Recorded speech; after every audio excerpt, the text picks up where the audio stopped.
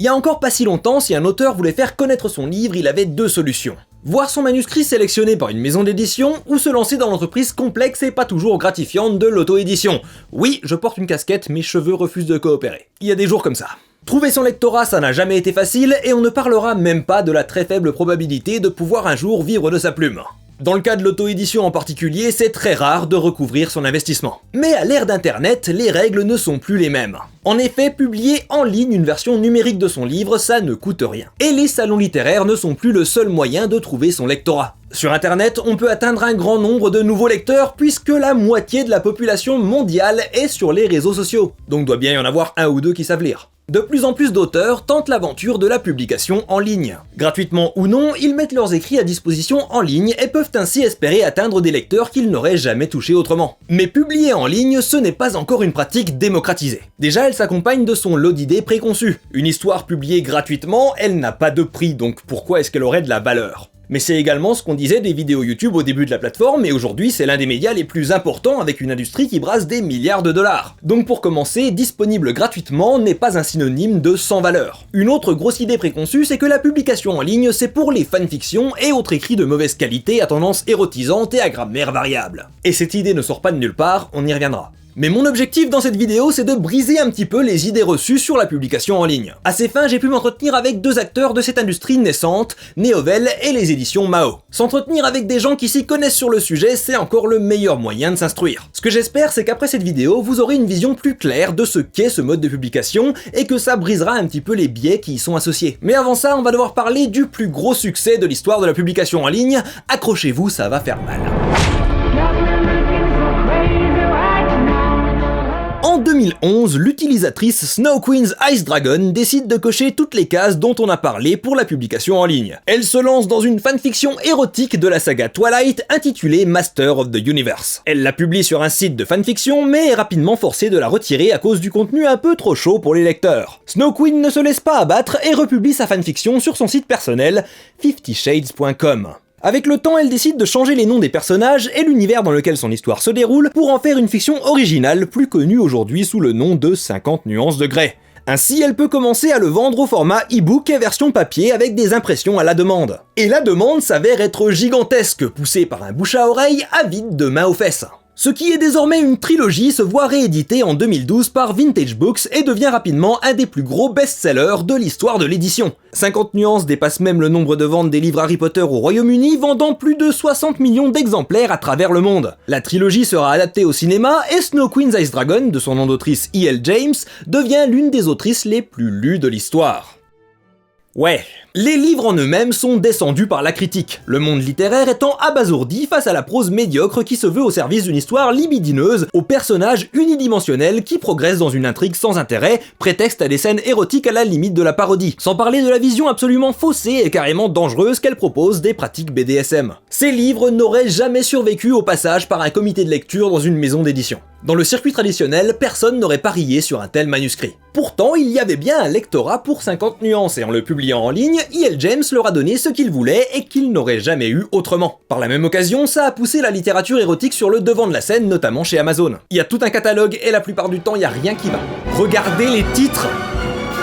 Mon mari est un loup-garou grognon et notre bébé aussi! Alors on aime ou on n'aime pas, moi clairement j'aime pas, mais on peut pas nier le fait que c'est une success story. C'est la preuve que la publication en ligne peut permettre de se faire une place de choix dans le monde littéraire, de trouver son lectorat et même dans les cas les plus extrêmes d'être rémunéré pour son travail. Mais cette success story s'accompagne de son lot de problèmes. Du fait que c'est une histoire qui rentre parfaitement dans les clichés de la publication en ligne, elle n'a fait que renforcer les préconceptions. Et ça n'a pas été aidé par le fait qu'une autre success story, celle du roman After de Hannah Todd, rentre dans les mêmes codes, une fanfiction qui devient une histoire originale dans le genre de la romance, avec une qualité d'écriture qui laisse à désirer. Mais pourtant, la fiction en ligne ne se limite pas à ses exemples les plus connus, tout comme le cinéma ne se limite pas aux blockbusters américains. Déjà, il n'y a pas que des fanfictions, dont la mauvaise réputation n'est d'ailleurs pas toujours justifiée, mais surtout, on retrouve de tous les genres et de tous les niveaux de qualité. En Chine, en 2018, le web novel, c'est un catalogue d'œuvres variées qui représente un marché de plus de 3 milliards de dollars. Un catalogue varié parce qu'il n'y a aucune limite imposée aux auteurs qui publient en ligne.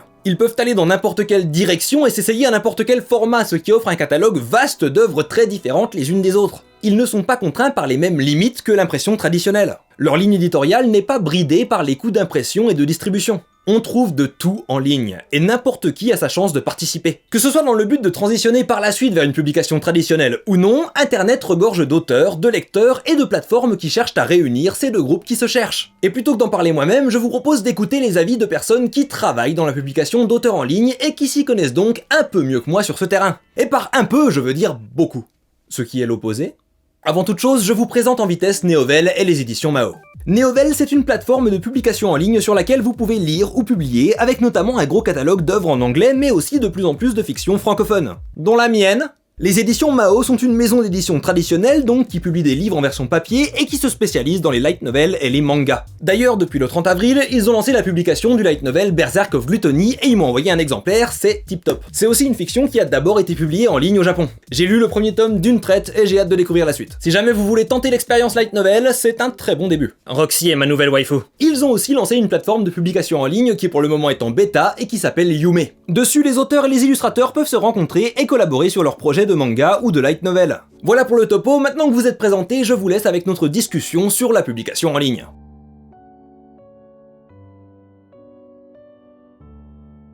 Donc bonjour à tous, moi je suis Thibaut, je suis cofondateur de Néovel et en fait donc Néovel c'est une plateforme de lecture et d'écriture digitale qui va proposer un format un petit peu différent de formats littéraires un peu différents qui sont des web novels, qui sont grosso modo des séries littéraires qu'on découvre jour après jour. Et du coup je vous présente aussi Alicia qui travaille avec moi. Bonjour à tous, je suis Alicia et je suis content manager chez Néovel et prochainement je serai animatrice d'un podcast qu'on va réaliser qui va s'appeler Néocast sur Néovel et qui présentera les différents auteurs qui sont sur Néovel. Moi je m'appelle Aurélien Martinez, je suis directeur éditorial de Mao Édition. Du coup, moi c'est Jérémy Touzé, donc je suis le directeur commercial de Mao Édition. Donc pour ceux qui ne connaissent pas aussi, donc Mao Édition, on est une jeune maison d'édition de manga et de light novel. On est arrivé il y a à peu près 1 an sur le marché. Donc on fait de la création française, que ce soit pour le light novel et pour le manga, et également du coup de la cession de droit, donc des œuvres d'un peu partout dans le monde. Et à côté de ça, on a également du coup créé une plateforme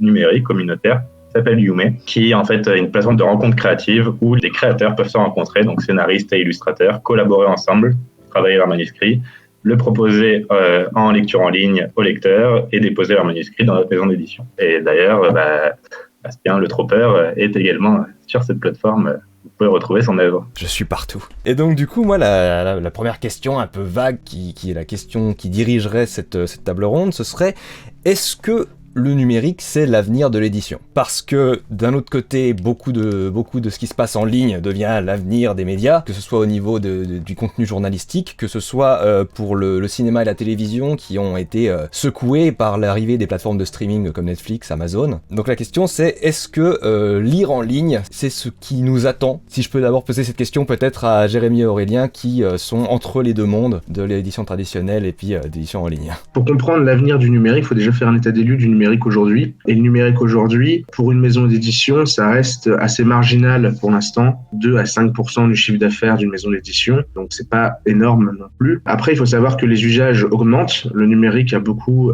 d'intérêt à ce niveau-là. C'est que déjà, faire du numérique, c'est pas si cher que ça par rapport au livre papier, il faut s'y reconnaître. Et souvent, c'est un livre homothétique. Alors, on appelle homothétique, c'est-à-dire le reflet exact du livre papier. L'avantage, c'est que du coup, faire le livre papier implique forcément des facilités ensuite pour faire du livre numérique, vu que c'est souvent les mêmes fichiers qu'on utilise ou une petite mise à jour via un EPUB. l'EPUB qui est le format qui permet de lire sur vos tablettes, etc., etc. Aujourd'hui, les usages du livre numérique, ils augmentent. En 2017, c'était 21%. 21% des Français avaient lu un livre numérique au cours des 12 derniers mois. Aujourd'hui, donc le rapport est tombé il y a quelques semaines, c'est 23%. Donc il y a une hausse de 2%. On est très en retard par rapport à certains pays. Prends l'exemple du Japon. Le Japon a totalement réussi sa réforme du livre numérique, puisque 70% des Japonais ont lu un livre numérique. Donc c'est énorme. On en est très loin en France. Après, en Allemagne, ça augmente forcément. Je crois qu'on est à 30 à 40%. Et aux États-Unis, on est à peu près dans des taux similaires. Donc le livre numérique augmente. La façon qu'il faut le faire, c'est réussir à passer le pas pour les éditeurs traditionnels vers le numérique pour proposer du contenu, pour proposer des liseuses, pour proposer une certaine fluidité, proposer de nouvelles formes de livres numériques. Et ça est exactement l'importance pour le livre numérique dans une maison d'édition traditionnelle, en tout cas. Et il y a également le fait qu'en tant qu'éditeur de manga et de light novel, pour de la création française, c'est très facile d'avoir parce qu'il y a une question de droit numérique aussi qui se pose. Et donc, c'est très facile d'avoir les droits numériques parce que pour de la création française, de la création originale, on a les droits. Pour de la cession de droits, il y a beaucoup d'éditeurs étrangers qui contre le fait de vendre les droits numériques. Donc, il y a aussi cette question de contenu qui se pose, qu'on ne peut pas tout mettre, tout proposer, toutes les œuvres en numérique. Et donc, ça passe par des négociations. Et une peur du piratage, en fait. Évidemment, pour des maisons d'édition traditionnelles, le véritable enjeu, c'est vendre ce livre numérique et donc de mettre des DRM, des sécurités, pour empêcher. C'est d'où le fait qu'il y ait des EPUB, d'où le fait qu'il y ait des formats. On ne donne pas un PDF comme ça en lecture, en règle générale, quand on essaye de vendre un livre numérique. On sent l'expérience de l'édition un peu plus classique physique par rapport à l'édition numérique. Donc nous, en effet, on va pas dire l'inverse. On a fait justement ce pari de l'édition numérique parce qu'il y a aussi bien des évolutions d'habitudes de consommation, mais aussi parce que ça va proposer en fait une expérience qui va être elle aussi différente. Je pense que en France, on a encore un petit peu de mal à passer ce pas numérique, notamment parce qu'on a une réelle habitude de la lecture papier, avec un confort de lecture, une expérience de lecture qui est propre à celle de l'édition papier, où on va chacun avoir ses petites habitudes, corner le bout de son cahier quand on le lit, sentir l'odeur, le papier à la main. Et ça, c'est quelque chose qu'on va pas retrouver dans l'édition numérique. Il y a peut-être parfois un premier frein ou un premier obstacle qui est,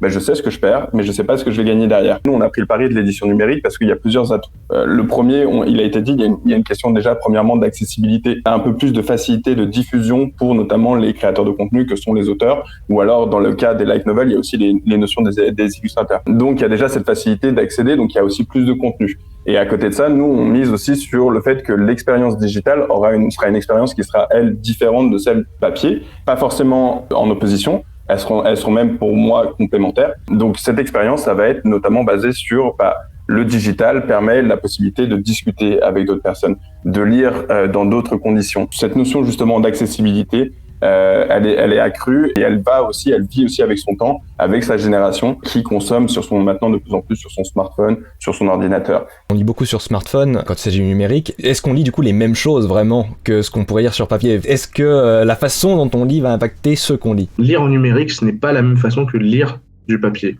La lecture sur papier, c'est une lecture qui nécessite une attention particulière, qui nécessite un temps particulier, un temps de lecture, vraiment, alors que la lecture numérique est une lecture qui s'inscrit dans l'économie de l'attention.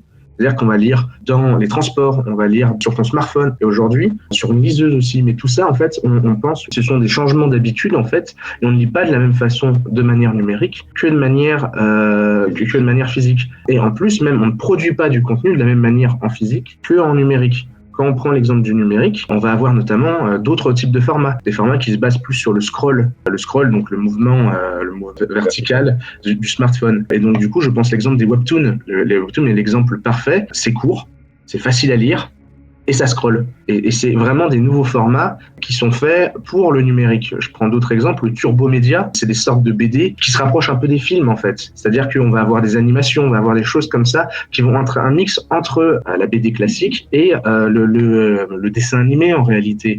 Et tout ça, c'est très intéressant. Et seul le numérique permet de faire ce genre de choses. L'avenir du numérique, ça peut être évidemment des livres homothétiques, des livres classiques, mais ça peut être également des livres nouveaux, avec des nouvelles technologies, et ça c'est très intéressant aujourd'hui dans ce point de vue-là, parce qu'on propose quelque chose de différent. C'est intéressant parce que vous, finalement, vous avez pris le parti de faire justement du contenu qui est le même en format digital comme en format papier. Donc du coup, est-ce que vous avez l'ambition éventuellement d'adapter justement ce contenu à à la consommation numérique? Donc éventuellement faire comme tu as dit, c'est-à-dire intégrer des illustrations peut-être vidéo ou autres, ou alors du coup vous avez réellement aussi ce même parti de garder ce même format, exactement la même chose en format physique, en format numérique? Pour le coup, que ce soit Yume ou Mao, ça implique des développements, notamment pour faire du turbo média, qui n'est pas en gros notre ligne éditoriale. Pour Mao, ça c'est clair et net. On ne prévoit pas de faire du turbo média ou quoi que ce soit d'autre. Nous, on reste sur quelque chose d'assez homothétique, peut-être enrichi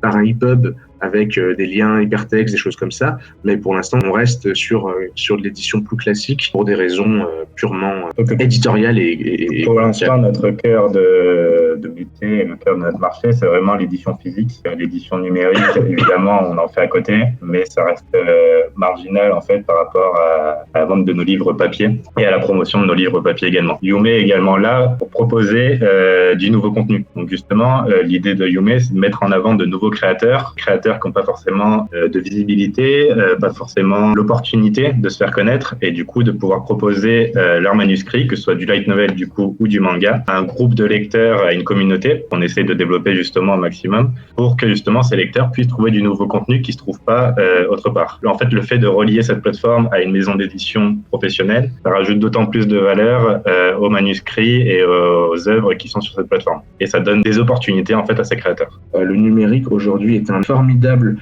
incubateur de nouveaux talents, un formidable créateur de nouveaux contenus, et ça permet de faire du test, ça permet de tester, ça permet de faire un peu de l'auto-édition, mais du point de vue numérique. On voit ça avec Yume, avec Wattpad, avec Neovel. Je pense qu'on peut tous se mettre dans cette case.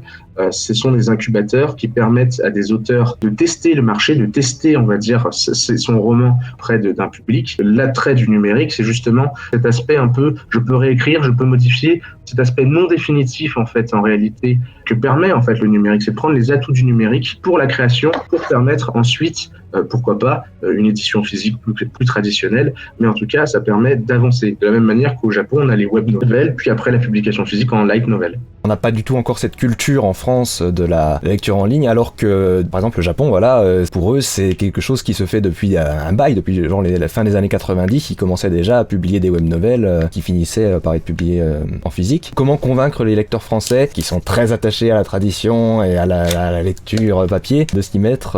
Est-ce qu'on peut se contenter de publier quelque chose qui sera identique en numérique et en papier, ou bien est-ce que, au contraire, le fait de pouvoir ajouter autre chose, inclure de la vidéo, inclure de l'interaction avec le public, est-ce que ça va être une piste importante à explorer pour développer la littérature en ligne chez nous?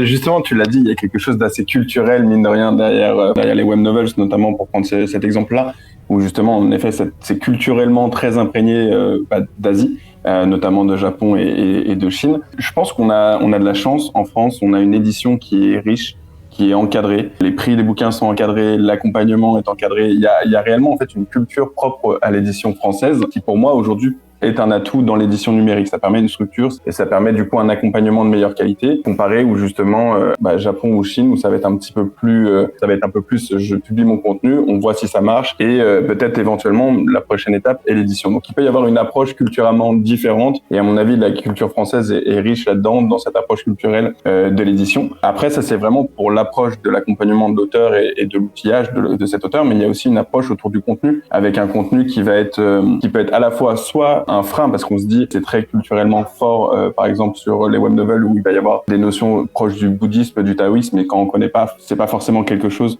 vers lequel on va aller naturellement. Mais ça peut être aussi un avantage à l'inverse parce qu'on est très ouvert sur cette culture-là et donc on a envie de découvrir ce type de contenu-là. Il y a une différenciation culturelle par l'édition, mais aussi par le genre, et c'est aussi à nous de ramener ce format. Enfin, en tout cas pour Neovel, on mise beaucoup sur ce format web novel qui est court. On lit une dizaine de minutes de lecture par jour, tous les 2 jours, ça dépend du rythme de l'auteur. Il y a une consommation assez libérée là-dessus. Et donc, du coup, l'idée, c'est de garder ce format-là et d'en faire quelque chose avec des codes qui sont plus proches de ce qu'on fait en France, ce avec quoi nous-mêmes on a grandi, aussi bien du côté de l'édition que du contenu. Moi, en fait, je vais rajouter que je pense pas nécessairement qu'en France, on soit fermé à l'édition numérique. Et je vais avoir un avis qui va être purement inspiré par de l'expérience. Mais en université, j'ai pas mal connu de personnes qui voulaient se lancer dans l'édition et qui préféraient se lancer dans l'édition numérique justement parce que c'est des personnes qui pensaient que au final l'édition numérique c'est un peu l'avenir de l'édition en général. Et j'avais aussi des enseignants qui travaillaient dans l'édition traditionnelle et qui nous faisaient part justement du fait que oui, l'édition numérique même en France va se développer et c'est pas quelque chose qui va être impossible mais qui va plus prendre de temps parce que encore une fois on a un véritable attachement à l'édition traditionnelle et c'est pas négatif d'ailleurs mais ça va prendre plus de temps. Il va falloir que nous on arrive à se démarquer aussi du contenu qui existe déjà et je pense que ça passe par diversifier son contenu, vraiment trouver un moyen de montrer que voilà on est capable de faire de l'édition traditionnelle de qualité mais aussi de l'édition numérique de qualité. Je vais rajouter au propos de Alicia que en réalité, il y a pas mal de choses qui avancent côté numérique, côté évolution. On parle beaucoup de l'EPUB comme format source, mais il faut savoir qu'il y a aussi beaucoup d'entreprises et de comités de recherche qui travaillent sur ce sujet. Je prends l'exemple de ERD Lab, qui est un laboratoire qui a pour but de développer le EPUB 2.0, qui a pour but d'incruster directement l'EPUB directement dans les navigateurs web. C'est-à-dire que la lecture numérique serait beaucoup plus facile, beaucoup plus fluide. Il y a beaucoup de développements numériques qui sont en cours. La France a été en retard, pendant des années elle a été en retard. Quand on regarde par exemple en Allemagne où forcément Amazon et sa tablette ont pu s'implanter massivement sur le marché, c'est aussi pour ça. En France, on a eu une opposition virulente à ce niveau-là, notamment du SNE, notamment des éditeurs les plus gros, parce qu'ils avaient peur du numérique, ils avaient peur du piratage. Donc il y a une opposition très franche du milieu éditorial au numérique. Aujourd'hui, ils ont compris, ça commence peu à peu à s'ouvrir. Il y a des formules d'abonnement qui émergent. Il y en a des dizaines et des dizaines maintenant de diffuseurs numériques, et c'est très valorisant. C'est-à-dire qu'il y a une dizaine de plateformes numériques de lecture. La question, c'est de savoir est-ce qu'elles sont spécialisées, est-ce qu'elles sont généralistes, vers quoi on se dirige et comment mettre en avant ce livre numérique, comment se démarquer et comment arriver à transformer la simple lecture numérique passagère en une vraie lecture régulière. Il y a quand même certains clichés qui restent sur la publication purement numérique. Souvent, on a cette impression qu'un auteur qui publie en ligne, c'est un auteur qui fait ça par consolation, parce que il n'a pas réussi à publier dans les circuits traditionnels. Ça s'associe avec cette idée d'amateurisme, cette idée que les auteurs qui publient en ligne ne sont pas des auteurs qualifiés. Comment est-ce qu'on brise cette image? Comment est-ce qu'on peut montrer qu'il y a plus derrière la publication en ligne que simplement le choix sur lequel on se rabat quand on n'a pas pu faire le saint papier traditionnel? Il y a une facilité d'accès, donc on se dit que n'importe qui peut publier son contenu n'importe où. Donc en gros, on se dit que n'importe qui n'est pas forcément un auteur. Et donc, du coup, c'est quelqu'un de lambda qui va publier quelque chose. Mais ce n'importe qui, c'est quelqu'un qui va avoir peut-être fait des études là-dedans ou qui a baigné toute sa vie dans, finalement, la lecture, l'écriture. Et donc, forcément, le gage de qualité n'est pas rattaché à est-ce que je publie gratuitement sans avoir à être passé par un éditeur. Et du coup, il y a plein de plateformes qui vont permettre de pallier à ce manque d'accompagnement que va pouvoir proposer une maison d'édition. Donc, je l'ai évoqué avec le retour des lecteurs qui peuvent justement servir de bêta lecteurs, donc de personnes qui vont corriger le contenu, aussi bien sur le fond que sur la forme. Et aussi, après, il y a plusieurs outils qui vont numériques, des statistiques, qui vont peut-être permettre de mieux comprendre comment est consommé son contenu et donc de l'améliorer au fur et à mesure. Dans tous les cas, la qualité d'un contenu tient à la qualité de l'auteur, à séduire par l'histoire qu'il va créer un lectorat. Donc ça, dans tous les cas, on se retrouve, que ce soit en numérique ou en physique, on se retrouve toujours à être confronté avec son lectorat. La publication numérique aujourd'hui, pour un auteur, s'il souhaiterait être édité en format papier, il faut vraiment la voir plus comme une étape plutôt qu'un lot de consolation. Aujourd'hui en France, pour être édité, donc je parle vraiment du milieu manga et light novel, pour être édité par un éditeur, pour être un auteur français qui fait du manga et du light novel, c'est très compliqué. C'est très compliqué parce que il y a toujours cette concurrence directe avec le Japon, avec la Corée, avec Taïwan, avec la Chine. Pour un éditeur, c'est un risque éditorial en fait d'éditer en fait une création française parce que on n'a pas de communauté déjà derrière le titre comparé à une œuvre qu'on va acheter au Japon. On n'a pas de premier retour, donc c'est vraiment ok. Moi j'ai bien aimé ça, je pense que ça peut marcher en France et donc je vais lui laisser sa chance. C'est des choix éditoriaux qu'il faut qu'on fasse. Et en fait, cette première publication numérique, donc tester son œuvre, comme tu disais Thibaut, pour avoir des premiers retours de lecteurs, ça peut rassurer l'éditeur, faire un premier test, créer une première communauté et se dire, ok, là il a eu 2000 retours sur son chapitre. C'est rassurant pour l'éditeur. C'est rassurant parce que c'est un risque financier, un risque éditorial qu'on prend. Donc il faut vraiment se dire, ok, donc si je l'édite, il faut que ça marche. Du coup, donc oui, voilà, c'est très rassurant de se dire, ok, il a déjà 2000 personnes qui sont derrière lui, qui soutiennent son projet, prouvent que c'est quali et qui seront présents derrière en librairie si pour son œuvre est éditée au format papier. La plateforme Wattpad qui a conclu un partenariat avec Hachette, je crois, le groupe Hachette, et qui avait un droit de regard et un droit de préférence, c'est-à-dire qu'ils pouvaient contacter les auteurs et leur dire est-ce que vous êtes intéressés pour être édité chez nous, et il y avait une clause pour ça. Voilà. C'est-à-dire que pour les maisons d'édition plus traditionnelles, avoir une plateforme de pré-publication, ça leur permet notamment de trouver des auteurs qui essayent de se trouver. Je rajoute très également que quand on veut se faire éditer en format papier, il y a un gros dossier à préparer en fait. On n'envoie pas, comme je vois souvent, des manuscrits comme ça. Tiens, un manuscrit, vas-y lis. Je suis désolé, mais j'en reçois une dizaine par semaine. La liste des manuscrits s'empile. Et on n'a pas toujours le temps de les regarder parce que derrière, on doit travailler sur les livres qui sont vraiment édités pour le coup. Pour qu'un livre, un nouveau manuscrit, je veux dire, fasse réagir un éditeur ou un comité de lecture, il faut un squelette, il faut un dossier éditorial, il faut une description des personnages, des visuels, des choses comme ça. Il faut plein de petits détails, plus le manuscrit complet, je parle bien du manuscrit complet, pour pouvoir avancer, et pas quelques chapitres ou quelques images ou quelques bribes. Parfois, souvent, on reçoit juste une feuille A4 avec marqué « je peux faire ça ». Avec le synopsis, et tu fais non, je peux pas faire ça. Donc le numérique, c'est un formidable outil pour les auteurs pour tester, parce que beaucoup de personnes veulent devenir auteurs, mais n'ont jamais le courage d'aller jusqu'au bout de leur histoire. Et ça, c'est important aussi de le savoir, s'ils peuvent aller jusqu'au bout de leurs histoires, s'ils peuvent aller jusqu'au bout de leur écriture. Les plateformes numériques, que ce soit Youme ou que ce soit Neovel, peuvent permettre à ces jeunes auteurs d'avancer, de se motiver à écrire en fait. Parce qu'il faut trouver cette motivation chaque semaine ou chaque jour de se dire « je vais écrire 20 pages, 30 pages pour mon livre ». C'est énorme, c'est un travail énorme, considérable, et donc il faut se motiver.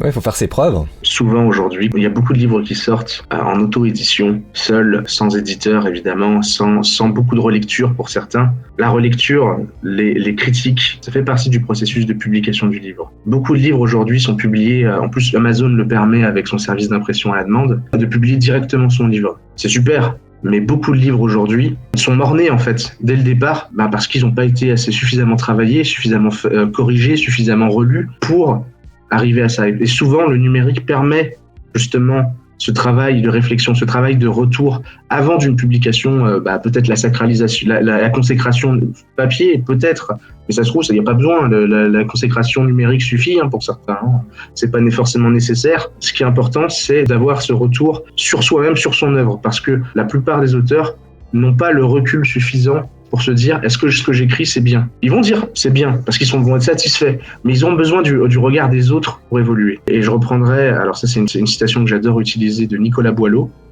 hâtez-vous lentement et sans perdre courage, 20 fois sur le métier remettez votre ouvrage. 20 fois sur le métier remettez votre ouvrage. Ça veut dire qu'on ne peut pas publier comme ça quelque chose en une seule fois. On va effacer, on va réécrire, on va refaire. C'est ça le livre et c'est ça la création littéraire.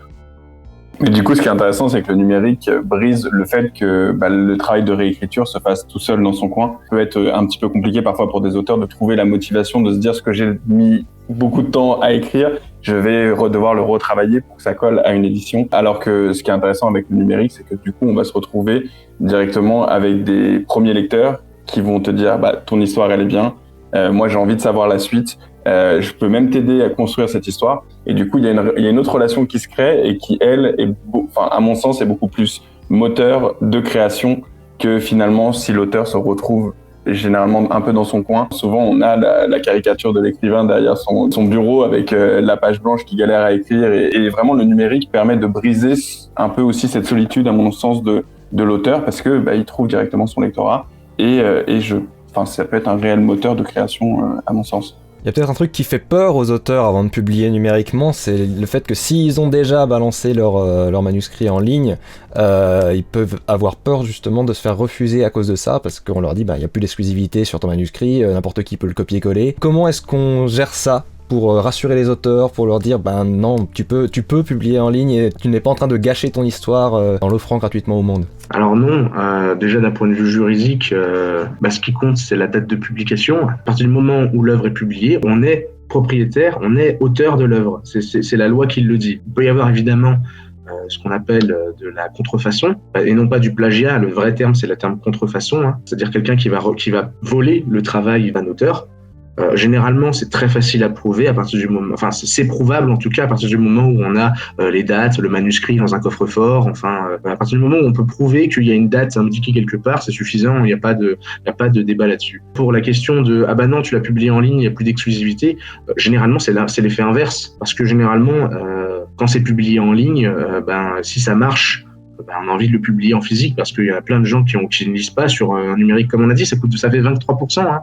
23% de lecteurs. Il reste le reste du pourcentage pour arriver à 100. Ça permet justement de rassurer plus qu'autre chose. La question, c'est surtout de savoir comment le publier et où le publier, s'assurer derrière qu'il n'y a pas de contrefaçon. Mais en règle générale, en plus, les lecteurs de ce genre de plateforme, ils sont souvent gentils. Ouais, faut le dire, ils sont gentils. Les gens sont là pour aider, ils sont pas là pour. Ils savent que c'est des plateformes de prépublication. Ils sont pas là pour dire ouais, ton truc c'est de la merde. Non, ça c'est pas du tout le genre de ce genre de plateforme. C'est souvent très bienveillant, porteur de conseils et c'est très stimulant, on va dire, dans un sens. Pour revenir au pourcentage que disait Aurélien, donc on a dit 23% qui lisent du numérique. Ces 23%-là, ils ont beau lire en numérique, ça veut pas dire non plus qu'ils vont pas acheter le livre en physique. En fait, ce pourcentage-là, il est pas gâché du tout parce qu'ils l'ont lu en numérique. Au contraire, ils vont être porteurs de la voix du livre et de la qualité du livre et justement, ils vont en parler de bouche à oreille, tout ça, aux gens qui connaissent derrière. Donc, c'est que bénéfique. Il y a des fans de la première heure qui font ouais, j'ai suivi quand t'es en numérique, ça permet de créer une petite communauté, ça permet de créer tout ça et c'est vachement, c'est fun, c'est très fun. Au contraire, ça fait un peu, souvent on voit maintenant des plateformes comme Isneo, comme Manga.io et autres qui veulent publier en amont de la publication physique, faire du simultrade, c'est-à-dire faire en sorte que ça sorte en prépublication au format numérique. Ça va inciter les gens à lire, ça va inciter les gens à se dire « Ah, mais c'est cool !» Et au-delà de ça, la communauté de lecteurs, justement, qui cherchent du nouveau contenu, qui vont être sur les plateformes numériques, sont en général très bienveillants, comme disait Aurélien. Donc, ils aiment beaucoup soutenir les auteurs, les éditeurs. Il y a aussi ce côté-là qui joue dans le sens « Ok, j'ai bien aimé, je vais soutenir cet auteur parce que j'aime bien ce qu'il fait. » Je vais soutenir cet éditeur parce que j'aime bien ce qu'il fait. Donc, ça peut être que positif. Dans tous les cas, avec le numérique, il y a toujours ce risque finalement de plagiat, de contrefaçon. Je pense que les maisons d'édition doivent faire avec. Et il y a la question justement de la balance bénéfice-risque. On se retrouve d'un côté avec un auteur qui peut-être peut être plagié, mais à côté, on sait qu'il a énormément de lecteurs et que du coup, à sa parution, il y aura de fortes chances que ça marche. Donc, il y a aussi cette notion de balance bénéfice-risque qui est, à mon sens, plutôt du côté du bénéfice. Puis après, par la suite, pour moi, en fait, il y a ces deux consommations assez différentes. C'est-à-dire que les lecteurs de physique ne seront pas forcément les lecteurs en digital, mais du coup, il y a deux consommations qui sont différentes, donc ça permet finalement de balayer un spectre plus grand. Et pour moi, après, il y a aussi autre chose à revaloriser derrière. En fait, le physique peut venir en deuxième étape parce que c'est aussi un objet, finalement, le papier, c'est un objet que tu vas garder chez toi, donc tu vas te retrouver avec un objet de collection quasiment, que tu vas vouloir garder. En fait, c'est pas la même chose de l'avoir en format sur ton ordinateur, sur ton portable, en fichier source, que d'avoir réellement le bouquin dans tes mains. Et donc, il y a une autre valorisation aussi de la même histoire, du même travail, mais qui va prendre une forme différente. Pour moi, c'est pas antonyme du tout. On peut avoir un objet de collection qu'on va vouloir garder pour soi, ou même un objet de cadeau. Et le numérique peut être un tremplin énorme pour de jeunes auteurs, et qui peut même ne pas seulement être un tremplin. L'étape de l'édition n'est pas obligatoire. C'est un atout, je pense, parce qu'il y a quand même des années de métier derrière, mais on peut aussi s'en sortir sans forcément passer par l'édition. Puis on peut faire des choses qu'on ne pourrait pas faire en papier aussi facilement, notamment tout ce qui est périodique, tout ce qui est sérialisé, publié chapitre après chapitre, semaine après semaine, en version papier, c'est pas réaliste. On n'a pas du tout le marché pour ça en France, on n'a pas de magazine qui permettent de faire ça. Donc c'est aussi l'occasion de tester des formats qui ne peuvent pas exister ailleurs. Et des récits qui ne peuvent pas exister ailleurs aussi. Et une relation aussi qui peut pas se créer ailleurs. Il y a aussi le fait que quand justement le côté périodique fait qu'il y a un rendez-vous, et donc du coup tu as aussi un rendez-vous avec ton lectorat qui va attendre, qui sait à quel moment va sortir le bouquin et qui va être là prêt à réagir. Donc ça crée aussi réellement une autre proximité entre l'auteur et son lectorat. C'est une expérience de lecture qui est différente aussi. C'est qu'une fois que tu as fini ton chapitre, tu as une semaine avant d'avoir la suite, tu es dans l'attente et tu te construis un peu une suite toi-même, tu essaies d'imaginer ce qui va se passer, donc vraiment tu fais vivre l'histoire après sa lecture. C'est ça qui est intéressant aussi. Après, j'avais une autre question, peut-être plus pragmatique, encore une fois, du point de vue des auteurs. Comment est-ce que on peut vivre d'une publication en ligne ? Est-ce qu'il y a des moyens de rémunération ? Est-ce que c'est quelque chose qui peut-être n'existe pas actuellement, mais pourrait exister un jour, être auteur en ligne à temps plein ?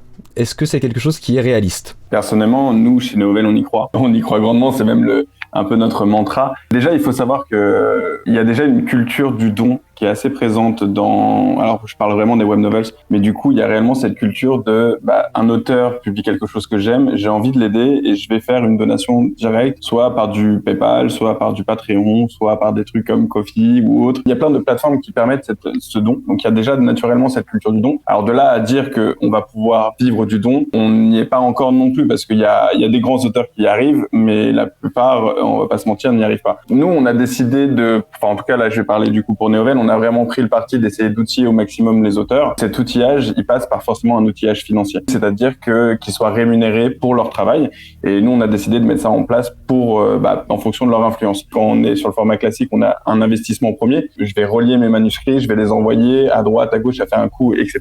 Et en plus après on est payé seulement si on est édité, et on va toucher un pourcentage généralement quand même assez faible du prix du bouquin. Là, l'avantage du numérique, c'est que on va poster le contenu, on va pouvoir avoir déjà des premiers retours financiers qui vont être en adéquation avec l'influence que je vais réussir à créer. Du coup, il y a aussi cette possibilité d'être payé quasiment en fait à la vue, comme le format YouTube peut le permettre, ou même Spotify. Et du coup, cette digitalisation de la littérature permet d'être rémunéré peut-être plus petit à petit, et d'avoir aussi cette possibilité de réinvestir ce qu'on gagne dans mon propre développement par de la communication, ou tout simplement juste libérer du temps. Je peux passer en mi-temps pour passer du temps à écrire, et du coup finalement de se professionnaliser, non pas parce qu'il y a eu une validation d'une maison d'édition qui va me permettre d'éventuellement en vivre si je fais suffisamment de ventes, mais réellement parce que le travail que je produis a trouvé son lectorat et je suis payé en accord avec ce que j'arrive à réunir autour de mon histoire.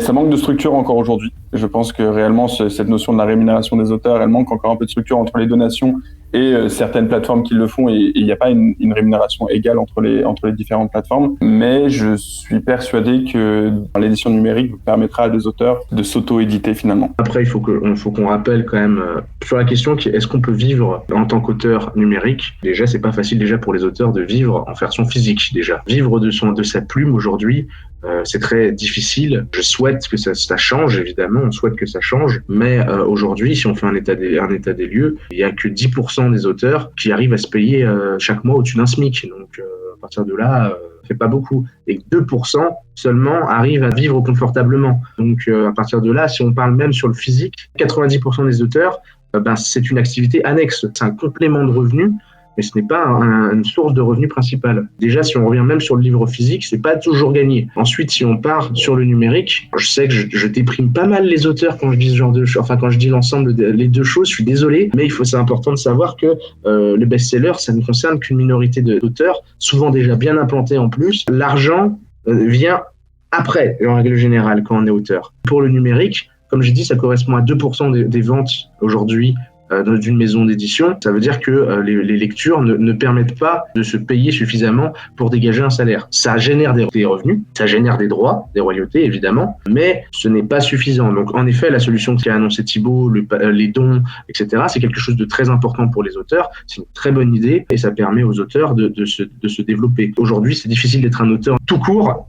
Donc, en auteur numérique, d'autant plus. Moi, ce que j'ai remarqué, c'est qu'en numérique, les gens sont souvent beaucoup plus bienveillants, comme on dit, et ont tendance à soutenir des projets concrets. Je prends l'exemple récemment de Twitter, évidemment, et d'un livre qui s'appelle Les Champis Dragons, avec Coriandre, un certain artiste qui a réussi à financer un Ulule. Je crois qu'ils arrivent bientôt aux 3000% du Ulule. Et donc, du coup, son livre s'étoffe de plus en plus. Au départ, ça partait qu'une simple publication sur Twitter de ses dessins. Et les gens ont tellement adoré que ça a explosé et qu'il en a fait un livre, etc. Et c'est peut-être de ce côté-là, de ce côté de financement participatif, que on peut se diriger, évidemment, si on veut soutenir les auteurs en direct, mais que, évidemment, si on compte juste sur les lectures, ça sera pas suffisant pour qu'un auteur puisse en vivre en tant que... Je parle bien, en vivre, non pas que ça soit un complément de revenu, là pour moi, et c'est totalement un complément de revenu, on est déjà dans cette optique, ça peut se faire, et c'est plus un petit pécule qu'un vrai salaire. Si on veut en vivre, ça peut passer notamment par la publication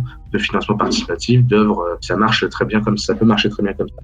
Mais on revient sur l'intérêt communautaire de la chose. Les lecteurs sont investis dans l'édition, en fait. Ça, c'est quelque chose qui est propre à la publication en ligne. Et à mon sens, plus le lecteur est investi, plus il a de chances de participer financièrement au développement d'un auteur. Donc c'est là aussi où il y a une barrière qui se casse et qui peut créer des opportunités. Et c'est quelque chose qui permet de soutenir les auteurs, les artistes. On voit beaucoup plus de Patreon, de Ulule, de choses comme ça, des commissions qui sont ouvertes, ça leur permet de s'entraîner, ça leur permet de voir. Je prends l'exemple des illustrateurs. Le système de commission qu'ils ouvrent sur leurs réseaux sociaux, c'est quelque chose d'extraordinaire, quelque chose qui n'était pas possible il y a 10-20 ans. Le numérique a cet atout-là de permettre à faire connaître quelqu'un dans le monde, de créer une communauté et de soutenir des projets qui normalement n'auraient jamais pu voir le jour. Ça marche pour tous les créateurs de contenu. Le numérique, c'est général et c'est là pour promouvoir et pour aider les personnes qui proposent des choses nouvelles. Un incubateur de talent. Ouais, voilà. On en revient. Le net, c'est un incubateur de talent. Ça donne des opportunités à des personnes qui n'auraient sans doute jamais pu,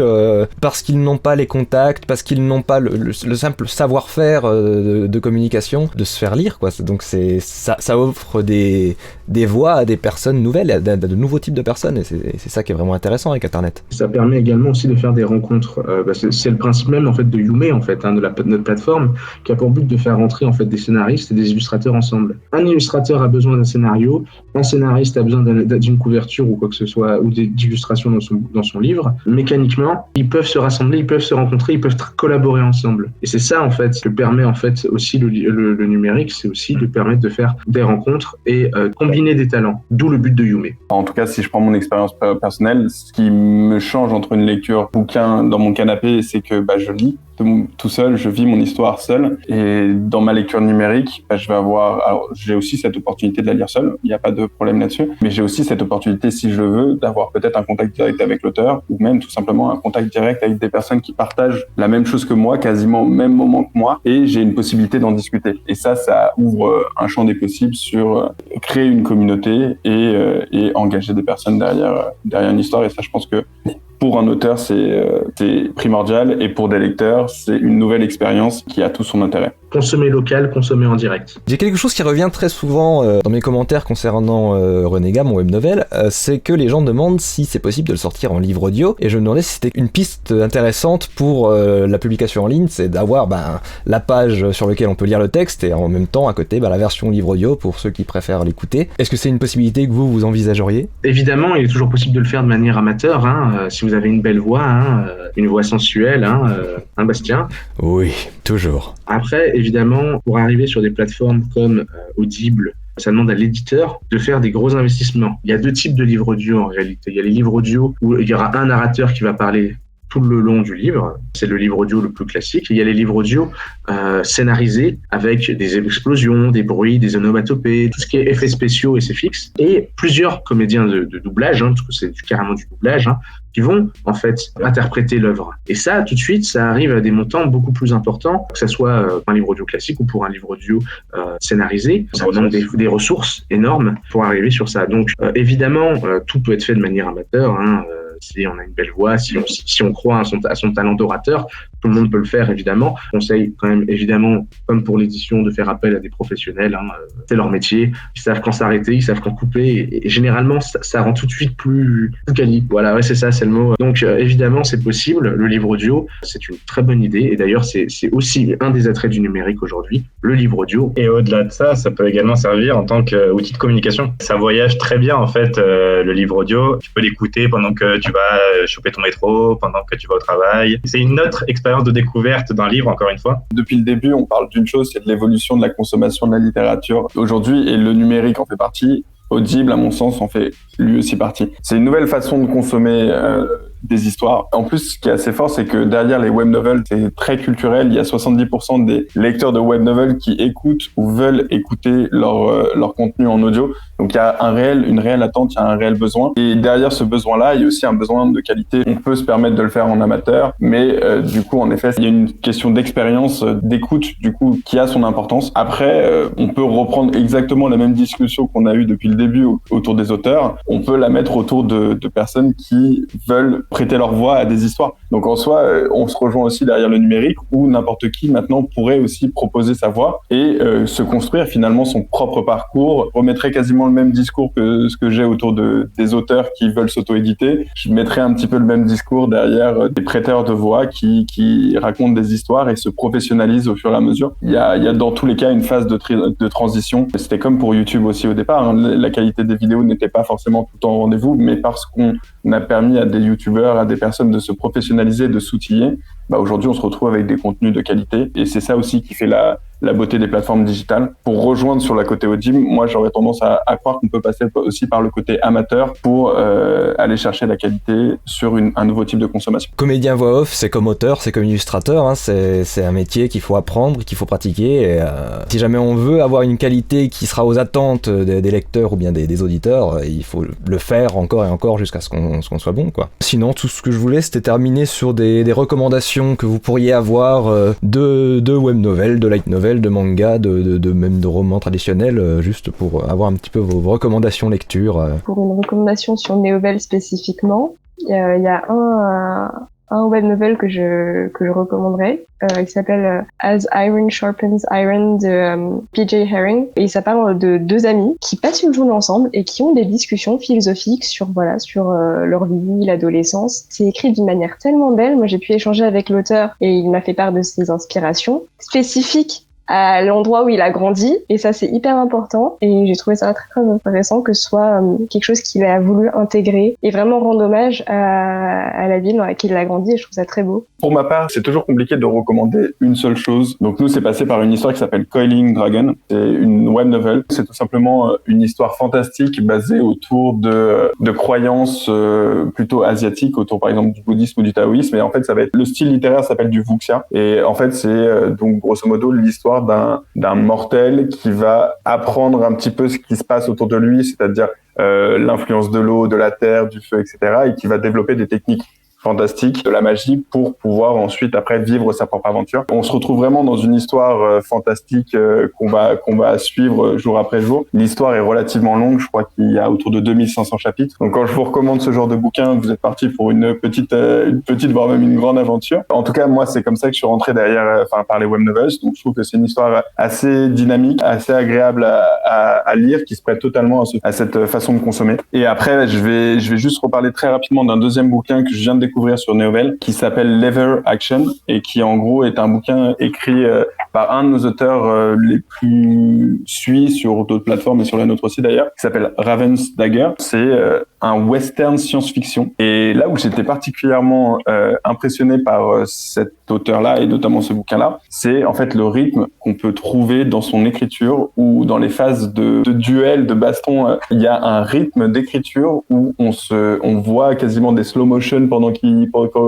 pendant la phase de combat. C'est assez impressionnant et en tout cas moi j'ai été très séduit par cette histoire-là. Les deux recommandations que j'ai faites, elles sont en anglais. Aujourd'hui la plupart du contenu quand même est essentiellement anglophone, déjà sur Néovel et puis même culturellement derrière les web novels. Évidemment, quand on est une maison d'édition physique, on est fan de la plupart de nos œuvres, donc déjà ça règle le problème, parce que les premiers fans des auteurs publiés sont les éditeurs. Hein. Pour vendre le produit, il faut être convaincu. Hein.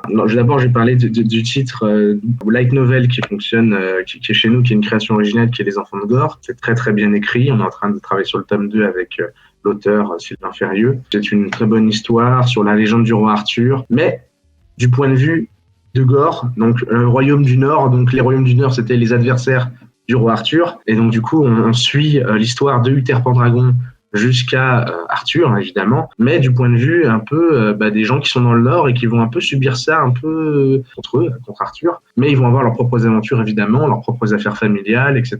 C'est très addictif, donc je conseille évidemment Les Enfants de Gore en termes de light novel.